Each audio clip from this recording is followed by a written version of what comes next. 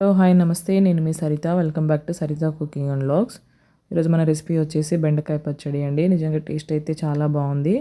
So ఎప్పుడు try చేయకపోతే మాత్రం కంపల్సరీ ట్రై చేయండి. సో ఇలా చేసుకొని వేడి వేడి అన్నంలో తింటుంటే మనకు అంటే ఇది నేను మిక్సీలో చేశాను కానీ అచ్చం మన రోటి పచ్చడిలానే ఉందండి. సో రోట్లో అయితే ఎలా చేసుకుంటామో ఆ విధంగా ఎలా చేసుకోవాలో చూపిస్తాను. మనం ఎప్పుడు బెండకాయతో చారులు కర్రీస్ ఫ్రైలు కాకుండా ఇలా ఒకసారి ట్రై చేయండి. సో నిజంగా టేస్ట్ అయితే చాలా బాగుంటుంది.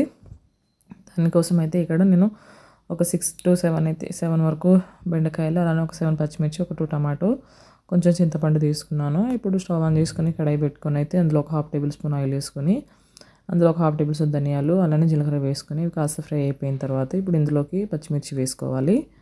సో ఇలా వేసుకొని ఒకసారి బాగా కలుపుకున్న తర్వాత అవి ఎక్కువ ఫ్రై అవ్వాల్సిన అవసరం లేదండి. ఈ విధంగా ఫ్రై అయిపోతే చాలు. సో ఇలా ఫ్రై అయిపోయిన తర్వాత ఇదంతా మిక్సీ జార్లో అయితే తీసేయండి. సో ఇలా తీసుకున్న తర్వాత ఇప్పుడు అందులో మళ్ళీ బెండకాయలు వేసుకొని అయితే ఫ్రై చేసుకోవాలి. సో బెండకాయలు కూడా ఎక్కువ ఫ్రై అవ్వాల్సిన అవసరం లేదు. మామూలుగా ఫ్రై అయిపోతే ఈ విధంగా అయిపోతే చాలండి.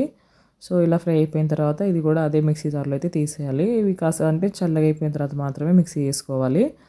సో ఇది కూడా మిక్సీ జార్లో తీసుకున్న తర్వాత ఇప్పుడు ఇందులో అయితే కొంచెం ఆయిల్ వేసుకొని 2 టమాటాలు కట్ చేసుకుని వేసుకోవాలి. ఇలా వేసుకొని టమాటాలలో కొంచెం చింతపండు వేసుకోవాలి. ఇలా వేసుకొని ఒకసారి టమాటాలు కొంచెం సాఫ్ట్గా ఉడికే వరకు అయితే ఉంచుకొని ఒకసారి కలుపుకున్న తర్వాత స్టవ్ ఆఫ్ చేసేయాలి.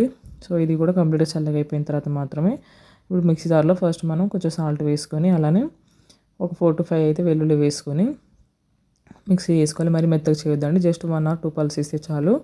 సో ఆపి అయితే గ్రైండ్ చేసుకోవాలి. ఇలా ఒక 2 times గ్రైండ్ చేసుకున్న తర్వాత ఇప్పుడు ఇందులోకి టమాటో వేసుకొని జస్ట్ అలా ఒక రౌండ్ తిప్పేసి ఆఫ్ చేయాలి. తర్వాత ఇందులో సాల్ట్ సరిపోతే సాల్ట్, అలానే ఆనియన్స్ కూడా పెద్ద ముక్కలు ఇలా కట్ చేసుకుని వేసుకొని ఒక పల్స్ ఇవ్వాలి అంతే అండి. సో ఇలా చేసుకుంటే అచ్చం మనకు రోటి పచ్చడిలానే ఉంటుంది. టేస్ట్ అయితే నిజంగా చెప్తున్నా చాలా బాగుంది. ఇప్పుడు ట్రై చేయకపోతే కంపల్సరీ ట్రై చేయండి.